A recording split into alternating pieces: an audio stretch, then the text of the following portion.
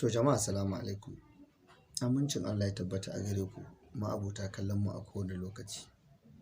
Ni ne dai mai suna Aibi Zango kamar yadda kuka sani. Yau nake so zan yi magana akan wani ko kuma in ce wani abu wanda ba ɓoyayyen abu bane wanda kuma kowa ya san da faruwansa. Ni ma nake son zan yi wani tsokaci akan abun. Wai shin ɗan adam ko kuma mutane da kuke ta yaɗa wannan fitinar da take faruwa tsakanin Adamu Zango da Ummi Rahab, dukkanmu da mu da ku gaba ɗaya babu wanda ya san menene tsakaninsu. Magana muke kawai a ce Adamu ya fito midiya ya ce kaza ya ce kaza, a Ummi Rahab ta yi fito midiya ta ce kaza ta ce kaza. Duk cikinsu akwai wanda ya fito ya gaya ma abin da wane ya masa? Ba wanda ya gaya maka. Kowa yana faɗan abin da ke bakinsa ne. Adamu yana magana akan cewa shi ga abin da yake son ta yi, ita kuma ta ce ba za ta yi ba. Shikenan sai ta zo tana surutu sai ta ce za ta fasa masa ƙwai. To idan kuka bata to ku ce mata ta fasa ƙwan. Shi ai ƙwan Adamu misali zan iya cewa kusan ai a fashe yake. Duniya ta riga ta san wane ne Adamu, kuma kowa ya san irin taimakon da yake wa duk wata 'ya mace ta shigo masana'antar Kannywood. Idan za ku manta, idan ba ku manta ba, ina Nafisa Abdullahi, ina Fati Washa da sauransu. Dukkansu babu wanda Adamu bai masa ba. Amma kun zo ku masu yaɗa jita-jita kula ta cewa Adamu ya yi mata kaza, Adamu ya yi mata kaza, har wasu suna magana irin su Madagwal da sauransu suna ta magana. Duka wannan ba shi bane. Dan Allah dan Annabi mu tsaya mu duba mu ga shin menene ya faru. Kuma ba ma ruwanka da bincike tsakanin wane da wane mai haɗa sa. Ya za a samu maslaha. Ke Ummi Rahab abin da muke so ki gane anan shine duniya ta riga ta sani Adamu ya miki. Yauwa magana ta Allah za mu yi, ba zan kushe ki ba, maƙociya ta ce ki. Kila misali mu ɗauke shi kila tudun Murtala. Ni Aibi Zango ɗan tudun wada ne. Kuma ɗaya daga cikin yaran Mustapha na Buriska. Ni ba na fito bane domin wai in yi magana in zage ki ko in kushe ki ko in so Adamu ba. Ina magana ne akan duk yanda mutum ya maka abu a rayuwa, to duk wani abu da ya shiga tsakaninku da shi sai ka dinga hangen wancan abin da ya maka. Sai ka manta da wannan bacin ran. Idan yau Adamu ya ce miki dole sai kin yi kaza, kin ce ba za ki ba tunda ya fito shi ai ya fito ne ya ce wa duniya, yana sai nuna wa duniya cewa fa shi ga abin da ke tsakaninku saboda kar a ji wai. Don haka ga yanda kuka yi ga a matsayin da kuka tsaya. Don haka ko da wani abu ya je ya zo to shi babu ruwansa. Ni a nawa tunanin abin da na yi tunani kenan.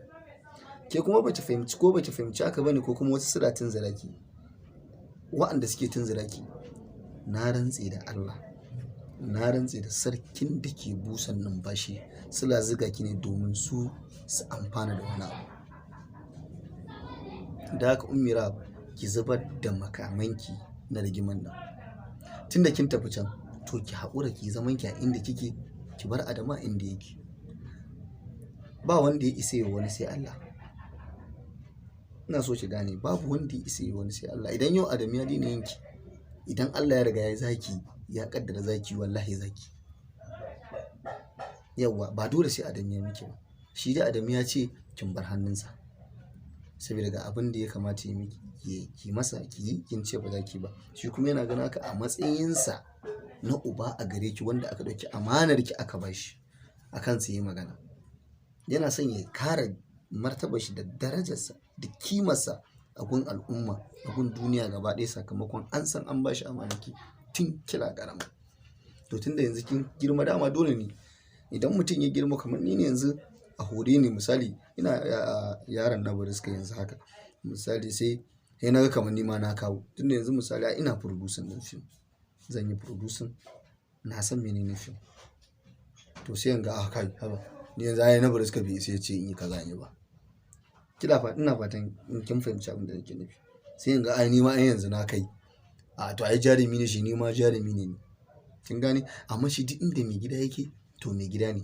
Duk inda ka je da sunan shi kake amfani. Kala zuwa guri ai kafin ka je gurin shi ya je ya wuce.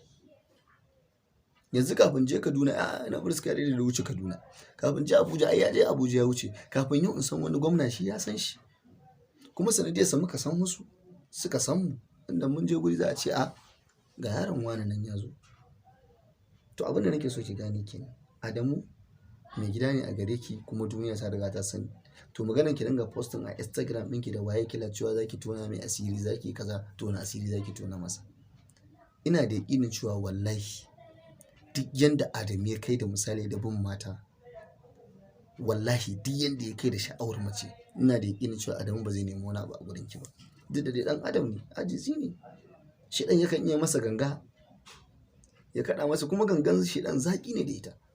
To amma na tabbatar da cewa Ubangiji Allah ya kawo wani tsari tsakanin ke da shi har kika kai wannan lokacin. To dan Allah dan Annabi ku rabu lafiya. Ki daina wannan hanyar. Kai ma dan uwanta ya kake da suna Samtin Yasir kuwa, dan Allah kai ma ka taimaka man yakin ka. In dai kun bar Adamu to kun bar shi. A zauna haka kowa ya harkokinsa. Ubangiji Allah ya haɗa kowa da rabansa. Mai gida Adamu Zango, na dawo gare ka. Dan karkaci na yi wa Ummi, to kai ma zan ma wankin babban bargo. Idan ka ji saƙon nan, matsalar ɗaya ce.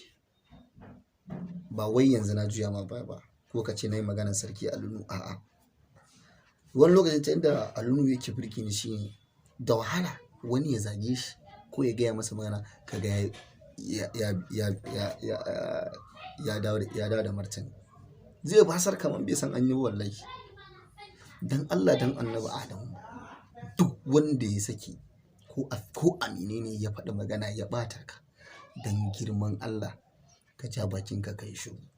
Continue. Nuna kai ɗin ne. Me kake nema? Menene baka samu ba?